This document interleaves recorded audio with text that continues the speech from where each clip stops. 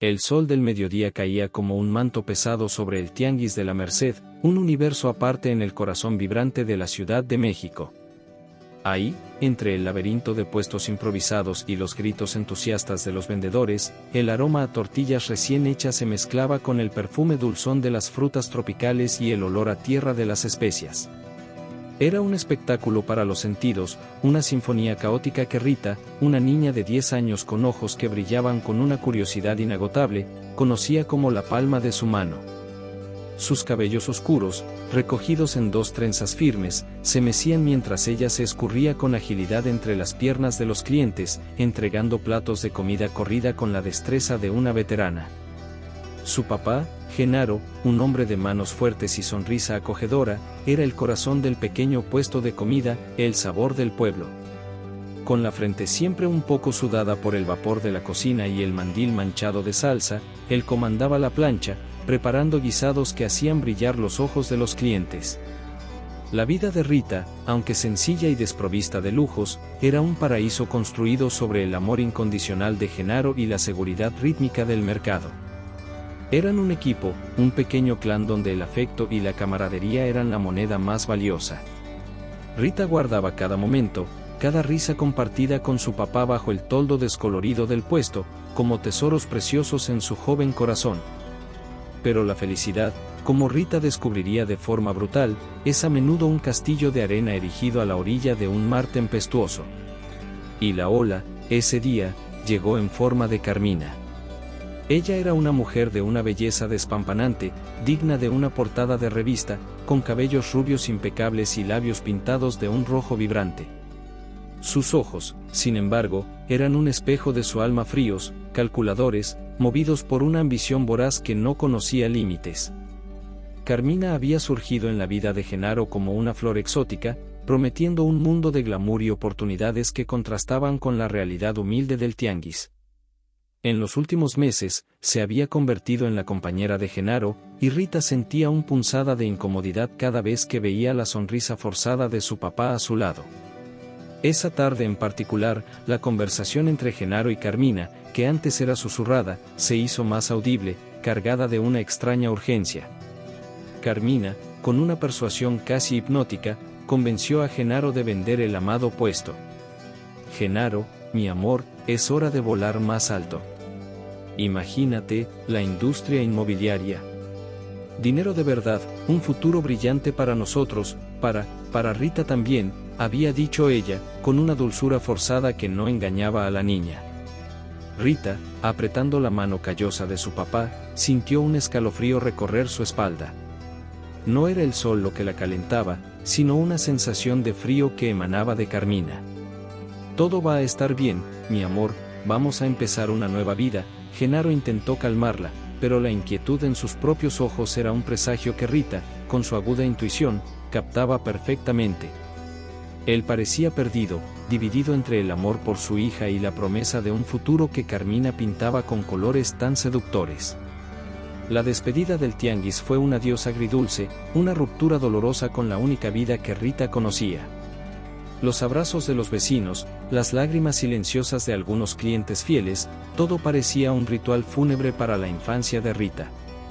Ella sintió el olor familiar del polvo mezclado con el de la comida, un aroma que la confortaba y que ella sabía que echaría de menos.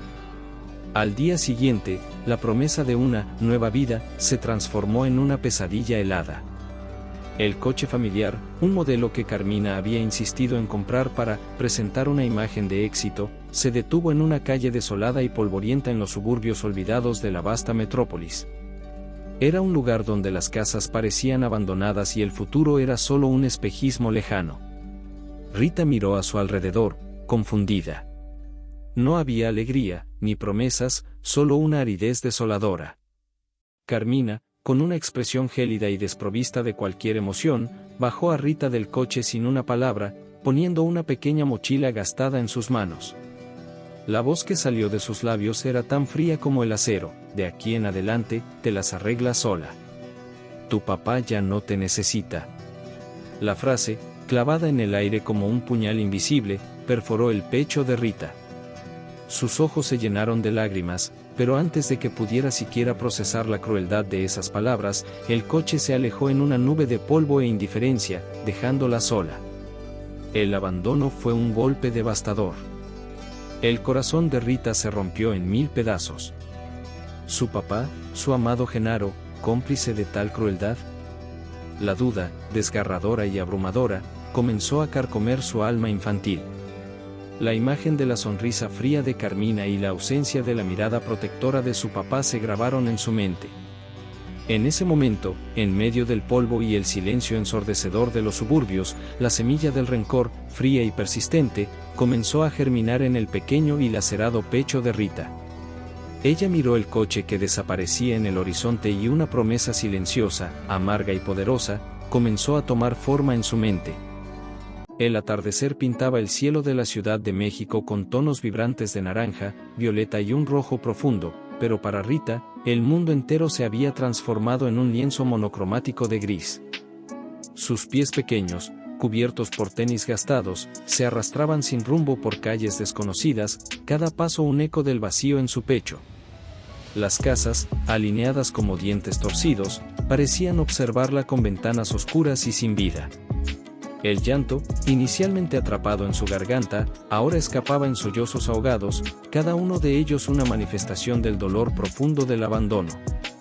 Sentía el estómago rugir y el frío de la noche que se aproximaba empezar a perforar sus ropas delgadas, prometiendo una oscuridad aún mayor que la que ya sentía en el alma. El miedo, un compañero helado y persistente, finalmente la impulsó a buscar algún tipo de refugio.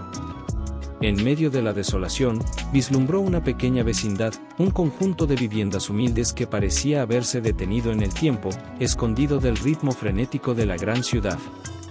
Había una esperanza tenue allí, un destello de humanidad en medio de la indiferencia. Rita se acurrucó en la entrada de un zaguán, un pequeño pasillo que ofrecía una mínima protección contra el viento cortante. Se encogió, tratando de hacerse más pequeña, como si pudiera desaparecer y, con ello, hacer que el dolor se fuera.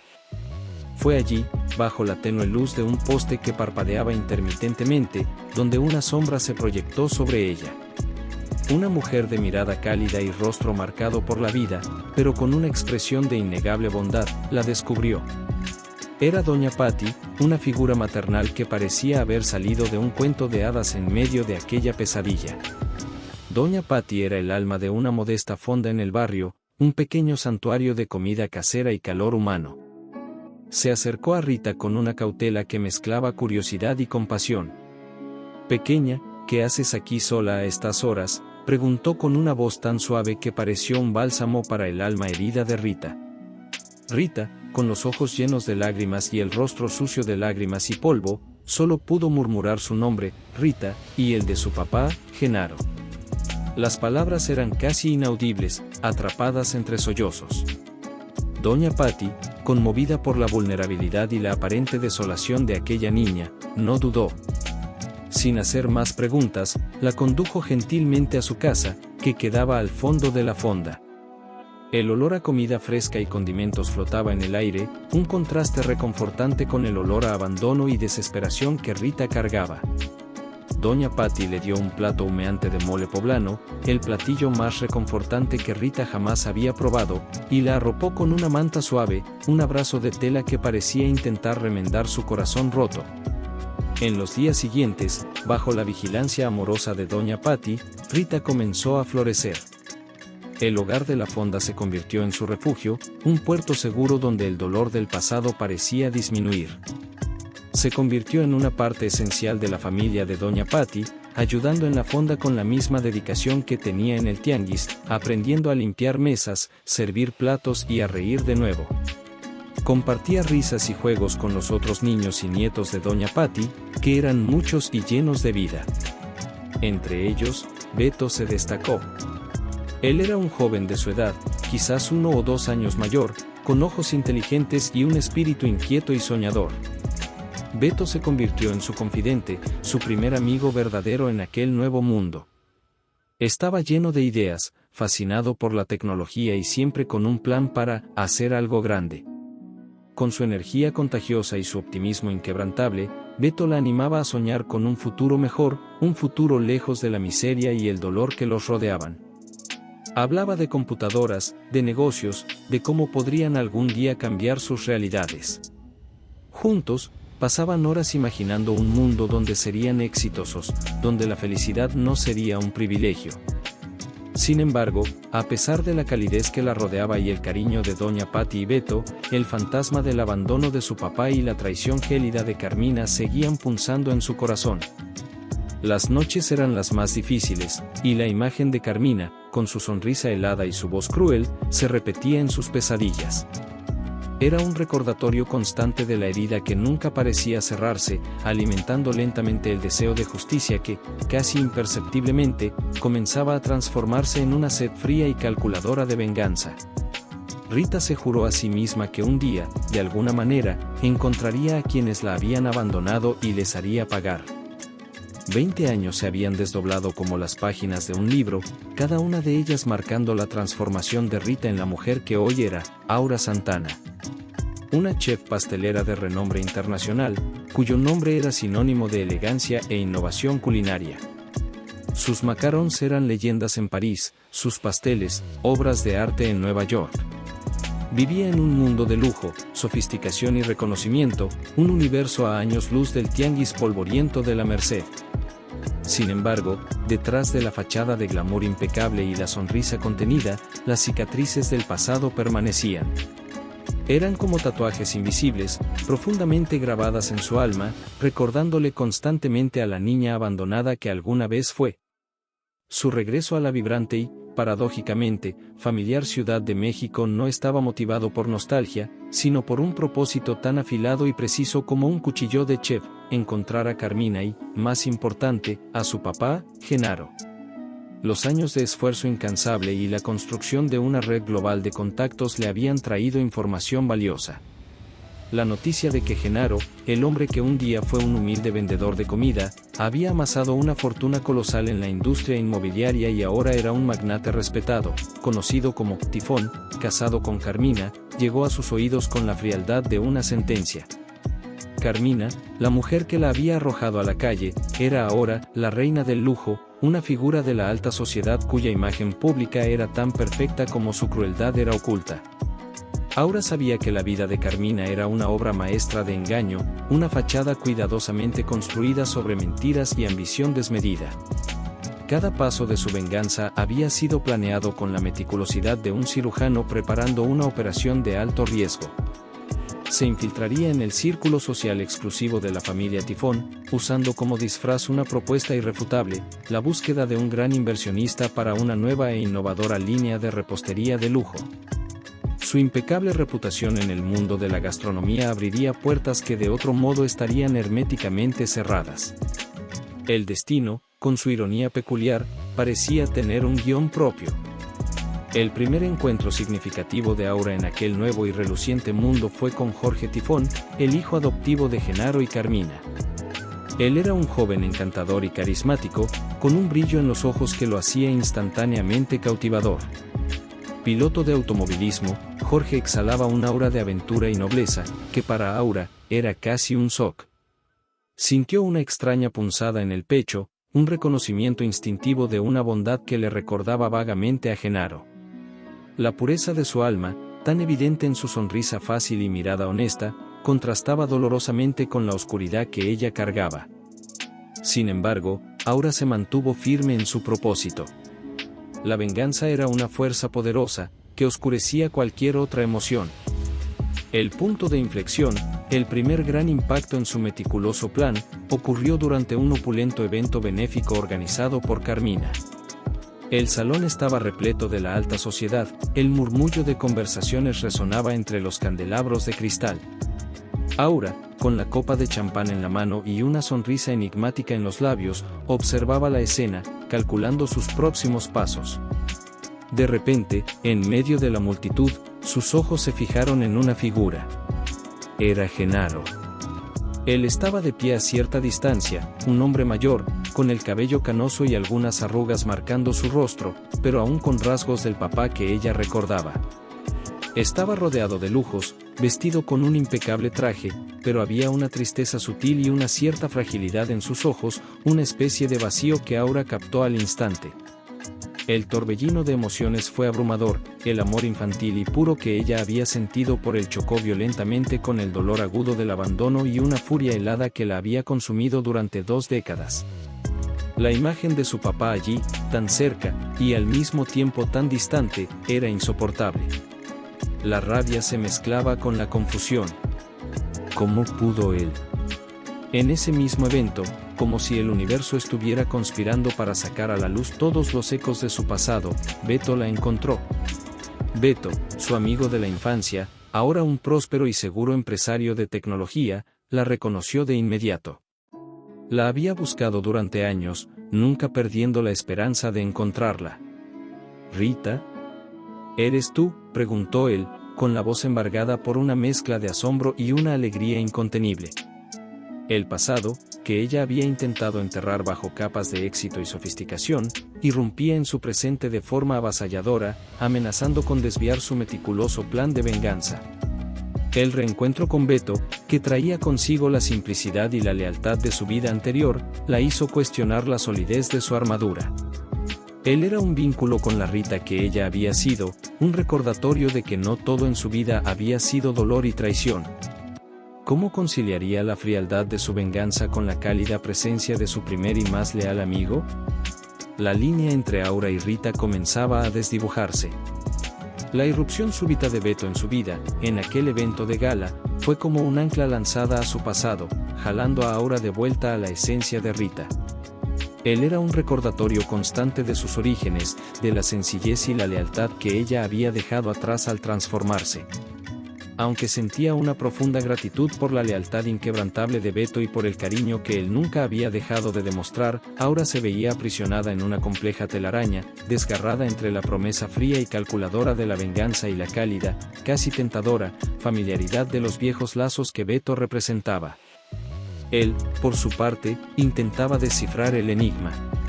Cómo su Rita, la niña del tianguis, se había metamorfoseado en Aura Santana, una mujer tan elegante, distante y aparentemente inalcanzable. La curiosidad y el amor por Rita lo impulsaban a querer entender cada capa de aquella nueva Aura. Mientras tanto, Aura continuaba su infiltración metódica y casi quirúrgica en la vida de los Tifón. Con su aparente inocencia y su innegable talento culinario, ella tejía su telaraña cuidadosamente. Se ganó la confianza de Genaro con una facilidad sorprendente. Sus postres evocaban en él una vaga, pero persistente, sensación de familiaridad, un eco de algo hace mucho perdido que él no lograba descifrar. Genaro se sentía extrañamente a gusto con Aura, una conexión inexplicable que lo intrigaba y, al mismo tiempo, lo confortaba. Carmina, sin embargo, no era fácilmente engañada. Bajo su fachada de dama de sociedad, existía una mente afilada y una intuición aguda como una navaja, moldeadas por años de manipulación y supervivencia. Desconfiaba profundamente de Aura. Había algo en esos ojos amables de la chef que le parecía inquietante, una chispa de astucia y una profundidad que ella no lograba descifrar completamente. Pequeños gestos, una respuesta ligeramente evasiva, una mirada demasiado penetrante, todo sumaba a su creciente aprensión. No obstante, la ambición voraz de Carmina era una ceguera conveniente. Ella veía en Aura, la chef de renombre internacional, una oportunidad de oro para expandir sus negocios, aumentar su prestigio social y solidificar su posición en la cima de la pirámide. Estaba dispuesta a arriesgar, creyendo que podría controlar cualquier amenaza. Paralelamente a la trama principal de venganza, una subtrama sombría comenzó a desarrollarse cuando Aura, en sus discretas investigaciones sobre la familia, hizo un descubrimiento impactante que cambiaría su percepción sobre Jorge y Carmina. Aunque Jorge era públicamente el hijo adoptivo de Genaro, Aura desveló un secreto guardado bajo 7 llaves por Carmina. Jorge era, en realidad, hijo biológico de Carmina con otro hombre. Un hombre sombrío, un fantasma del pasado de Carmina, que ella creía haber borrado por completo de su existencia. Este secreto, mantenido con una ferocidad casi enfermiza, transformaba a Carmina en un personaje aún más calculador, peligroso y sin escrúpulos. La verdad sobre la paternidad de Jorge añadía una capa de perversidad a su ya compleja personalidad, revelando cuán lejos estaba dispuesta a llegar para proteger su vida de mentiras. La relación entre Aura y Jorge, ajenos a esta verdad oculta, crecía de forma innegable, un amor prohibido que florecía de manera inesperada entre las grietas del meticuloso plan de venganza de Aura. Jorge, con su alma noble y bondadosa, se enamoraba perdidamente de Aura. La pasión entre ellos era palpable, una llama que Aura, a pesar de sus intenciones originales, no lograba sofocar. Se sentía irresistiblemente atraída por él, por la pureza de su corazón, por su inocencia en medio de tanta oscuridad. El laberinto de apariencias se hacía cada vez más complejo, y Aura comenzó a cuestionarse. ¿Valdría la pena su venganza, construida sobre las ruinas de la verdad, si eso significaba herir a un hombre inocente como Jorge? El dilema moral pesaba en su corazón, añadiendo una nueva dimensión a su misión. La línea entre la venganza y el amor se volvía peligrosamente tenue. La atmósfera en la imponente mansión Tifón se volvía cada vez más densa, casi palpable, cargada de secretos y una tensión creciente. Carmina, con su astucia innata y una intuición afilada como navaja, comenzó a atar los cabos sueltos sobre Aura. Pequeños detalles, aparentemente insignificantes para los demás, resonaban en su mente como alarmas, una mirada fugaz de Aura que parecía llevar una profundidad inusual, una frase dicha de forma inocente que no encajaba perfectamente en el rompecabezas de su historia, o incluso un conocimiento inesperado sobre algo que ella consideraba particular de la familia. Todo sumaba a su creciente y perturbadora desconfianza. Decidida a desenmascarar a la chef, Carmina no dudó en usar sus contactos en el submundo del crimen organizado, un lado oscuro y peligroso de su vida que Aura, hasta entonces, desconocía por completo. Necesitaba excavar profundo en el pasado de Aura, encontrar las verdades escondidas que pudieran desenmascararla. Paralelamente, y con la misma intensidad, Aura profundizaba en las investigaciones sobre la vida oculta de Carmina. Cada día era una nueva capa de podredumbre que salía a la luz. Buscaba incansablemente pruebas concretas de los engaños y de la verdad brutal detrás del abandono de su papá. Lo que descubrió fue una intrincada y vasta red de mentiras y manipulaciones. Desde esquemas de lavado de dinero, pasando por extorsión a antiguos socios e incluso involucramiento en negocios ilegales, todo era meticulosamente orquestado por Carmina para mantener su fachada de riqueza, poder y respetabilidad. La imagen pública de la reina del lujo era solo una ilusión cuidadosamente construida, por debajo de la cual bullía un universo de crímenes y actos inhumanos. Aura sentía una mezcla de repulsión y una creciente satisfacción en cada pieza del rompecabezas que encajaba. La relación con Jorge, sin embargo, se intensificaba cada día, y Aura se veía en un dilema desgarrador. La pasión por él era real, innegable, pero chocaba brutalmente con el propósito que la había traído hasta allí. Jorge, completamente ajeno a los secretos sombríos de su madre y a la verdadera identidad e intención de Aura, se enamoraba perdidamente. Su bondad, su inocencia y su amor genuino por ella eran un bálsamo en medio de la tormenta de su venganza. Aura, a pesar de su determinación, no podía evitar sentirse atraída por él, por la pureza de un sentimiento que contrastaba tan fuertemente con la oscuridad que la rodeaba. Beto, su fiel amigo, al ser testigo de la creciente cercanía entre Aura y Jorge, no podía ocultar sus celos. Aunque nunca había declarado abiertamente su amor por Rita, su cariño por ella era innegable y profundo, una llama que ardía desde la infancia. Veía a Rita alejarse cada vez más, inmersa en un mundo que él apenas comprendía, y el miedo a perderla lo acechaba. Sin embargo, su lealtad a Rita, más fuerte que cualquier celos, lo impulsó a unirse a su causa. Le ofreció su ayuda, sus recursos tecnológicos y su inteligencia para desentrañar los secretos de Carmina, prometiendo apoyarla hasta el final. La alianza entre Aura y Beto se fortaleció exponencialmente. Unidos por un deseo ardiente de justicia y por un lazo de cariño que trascendía los años y las circunstancias, trabajaron incansablemente. Los secretos de Carmina, antes tan bien guardados, comenzaron a salir a la luz, uno a uno. Cada revelación era como una pieza de un rompecabezas macabro que Aura y Beto ensamblaban con determinación fría. Documentos escondidos, registros financieros sospechosos, testimonios anónimos de personas que habían sido perjudicadas por Carmina. Cada día, la telaraña de sus mentiras se desmoronaba, exponiendo su verdadera naturaleza. La tensión era casi insoportable, pues sabían que con cada paso que daban, más cerca estaban de una confrontación inevitable, y que Carmina no descansaría hasta eliminarlos. El juego del gato y el ratón estaba llegando a su punto más peligroso. La investigación implacable de Carmina sobre Aura finalmente dio sus frutos venenosos. Utilizando sus contactos en el submundo y su red de informantes, desenterró la verdad impactante. La renombrada chef Aura Santana era, de hecho, Rita, la niña que ella había abandonado brutalmente hacía 2 décadas. La noticia la golpeó como un rayo, desatando una furia incontrolable, salvaje y primaria. El miedo a perderlo todo, su fortuna, su estatus social, su vida de mentiras cuidadosamente construida, a que su pasado la persiguiera y arruinara su perfecta fachada, la llevó a un límite insano. No dudaría en tomar las medidas más drásticas para silenciar la amenaza. Con el rostro desfigurado por la rabia y los ojos ardiendo en odio, Carmina confrontó a Aura en uno de los lujosos salones de la mansión Tifón. El aire se volvió denso, cargado de una electricidad peligrosa. «Sé quién eres, Rita. Y sé exactamente lo que buscas», Carmina escupió las palabras con veneno, la voz temblando de ira contenida. Aura, aunque sorprendida por la velocidad con que Carmina había desvelado su identidad, no se inmutó.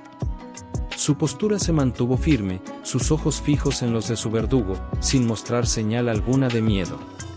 La verdad, que ella tanto planeó revelar, ahora pendía en el aire, peligrosamente al borde del abismo. El enfrentamiento que siguió fue brutal y desgarrador, un duelo verbal cargado de años de resentimiento y dolor. Aura, con una calma espeluznante, reveló sus intenciones, su sed de justicia por la traición y el abandono cruel que su papá había sufrido. Cada palabra era una puñalada en la falsa imagen de Carmina. «No solo me abandonaste, Carmina. Destruiste a mi papá, al hombre que era, por tu codicia insaciable», declaró Aura, la voz cargada de una emoción contenida.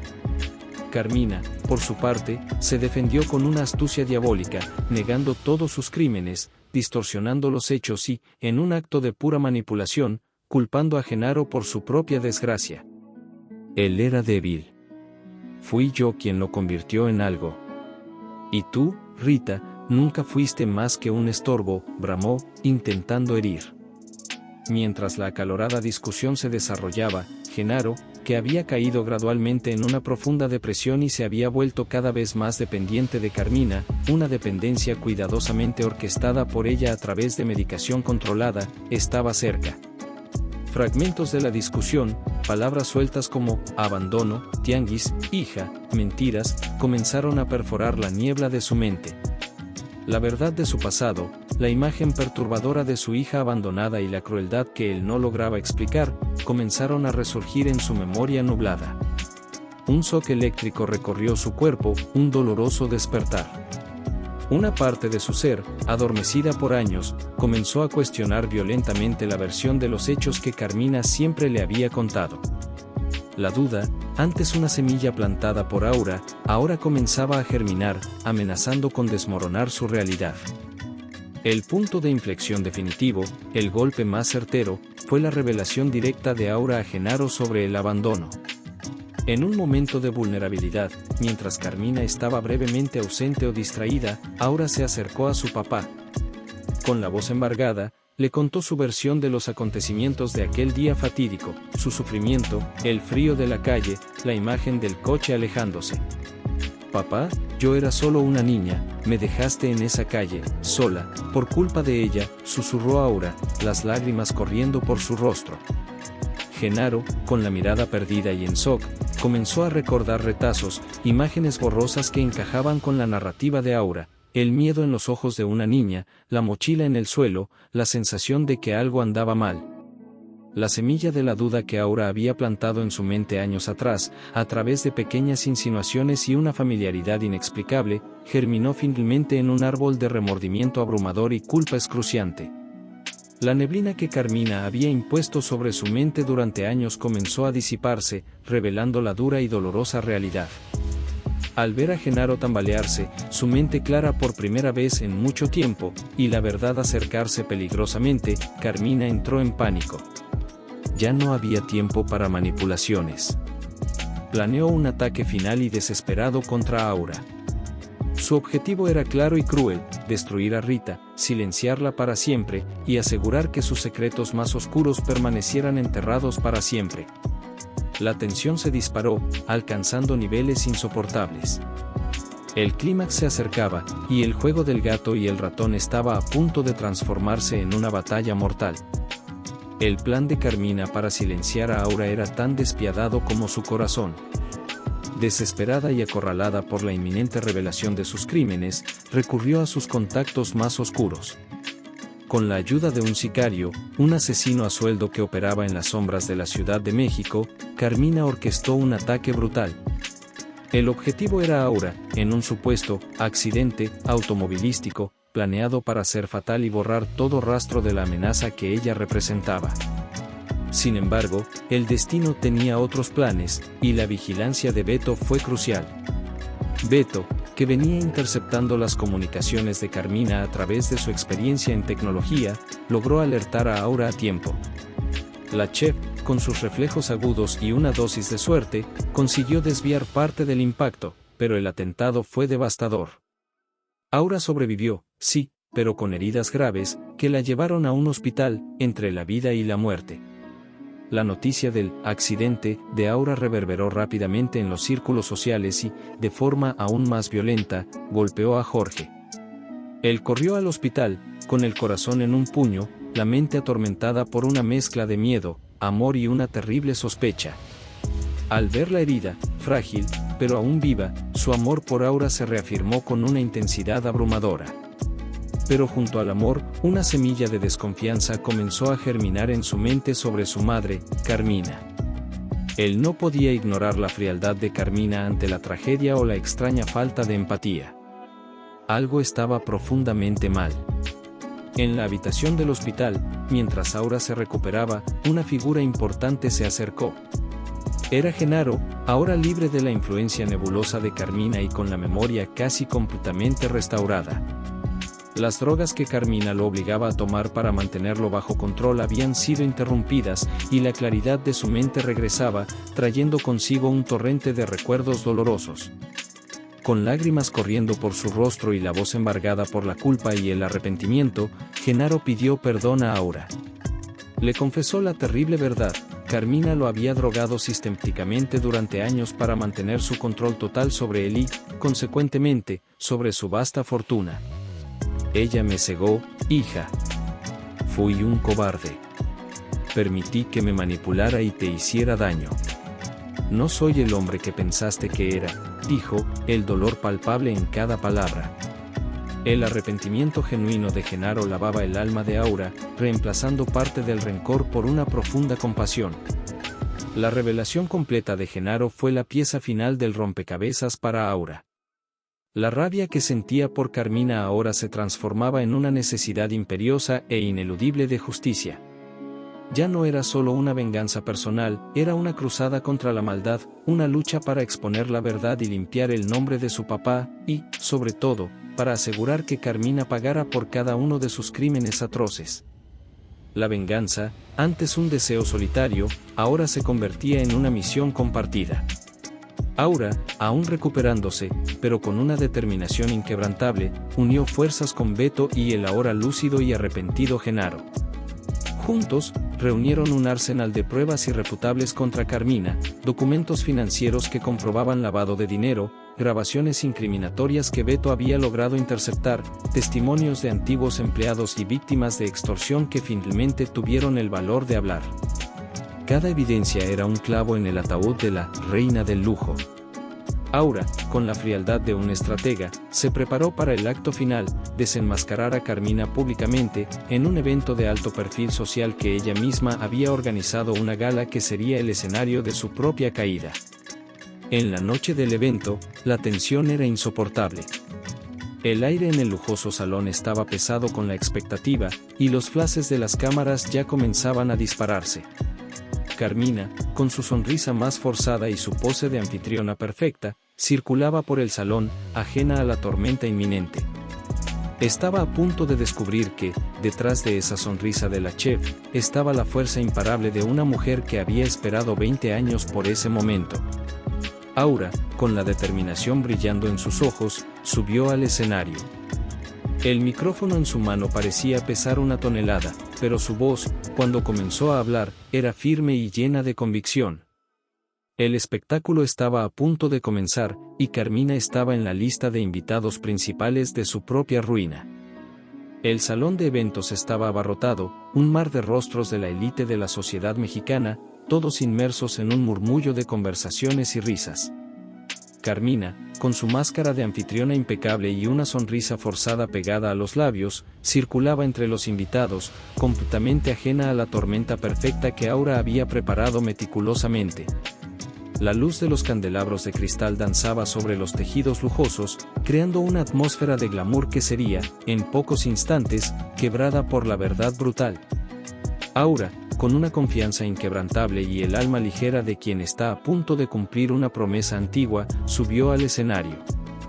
La audiencia se silenció, curiosa.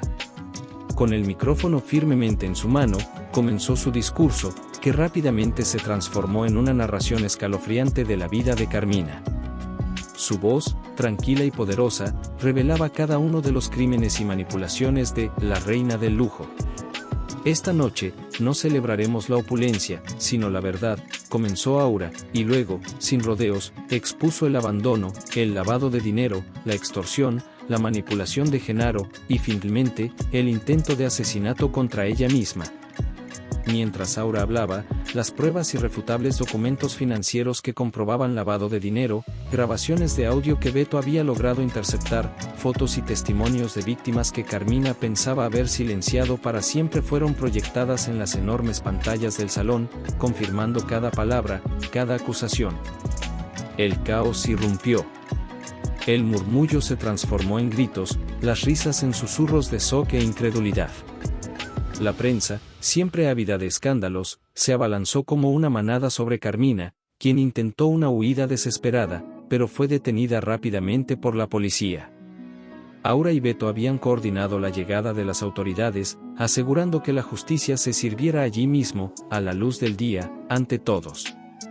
Carmina, la otrora intocable reina del lujo, fue finalmente llevada ante la justicia, enfrentando una montaña de acusaciones que incluían fraude, extorsión, lavado de dinero e intento de homicidio. Su caída fue tan espectacular como su ascenso había sido falso. Jorge, devastado por las revelaciones sobre su madre, sintió que el suelo se derrumbaba bajo sus pies. El shock y el dolor de descubrir la verdadera naturaleza de Carmina eran abrumadores, pero en medio de su desolación, encontró consuelo en los brazos de Aura. A pesar de la dolorosa verdad y de la telaraña de mentiras que Carmina había construido, el amor de Jorge por Aura era inquebrantable. Sabía que, por encima de todo, ella representaba la honestidad y la pureza que su vida siempre había carecido. Genaro, ahora completamente libre de la influencia de Carmina y con la memoria totalmente restaurada, sintió que un gran peso se levantaba de su alma. Se reconcilió con su hija en un reencuentro que fue un torbellino de emociones, de lágrimas, abrazos apretados y palabras de perdón que resonaron años de dolor. Era el comienzo de una nueva oportunidad, de reconstruir la relación que la maldad de Carmina había casi destruido. Aura, ahora libre de la pesada carga de su pasado y con la justicia finalmente alcanzada, sintió un alivio inmenso. Decidió seguir su corazón, que la llevaba hacia Jorge. La relación de ellos floreció, construyéndose sobre la base sólida de la verdad y la confianza mutua, un amor que prometía ser el faro en un futuro antes incierto. Beto, aunque con el corazón un poco roto al ver a Aura seguir su camino con Jorge, se alegró sinceramente por la felicidad de ella. Su amistad, forjada en las adversidades más difíciles, permaneció inquebrantable, un lazo de lealtad y afecto que el tiempo y las circunstancias jamás podrían borrar. Él decidió invertir sus recursos en los nuevos proyectos de Aura, ayudándola a expandir su negocio de repostería de lujo a nivel global, transformándola en una potencia culinaria mundial. La vieja fonda de Doña Patti, aunque humilde y distante del glamour del nuevo mundo de Aura, permaneció como un símbolo precioso de sus orígenes, un lugar de calidez y acogida al que ella siempre regresaría. Era allí donde volvía, de vez en cuando, para reconectarse con sus raíces y con las personas que la habían salvado. La historia de Rita, ahora Aura Santana, no fue solo una saga de venganza, sino una poderosa narrativa de redención, superación y amor. Demostró que, incluso después de las noches más oscuras y los golpes más duros de la vida, siempre hay un amanecer. El pasado, con sus cicatrices y dolores, no se olvida, pero sí se sana. Y con esa curación, es posible construir un futuro vibrante y lleno de esperanza, donde la verdad y el amor prevalecen sobre la oscuridad. Si disfrutaron de cada capítulo, de las vueltas de tuerca y de la pasión de nuestros personajes, les pedimos un gran favor: denle un me gusta a este video, compártanlo con sus amigos y familiares para que más gente conozca esta emocionante historia. Y por supuesto, suscríbanse al canal y activen la campanita para no perderse ninguna de nuestras próximas producciones. Su apoyo es lo que nos impulsa a seguir creando. Hasta la próxima aventura.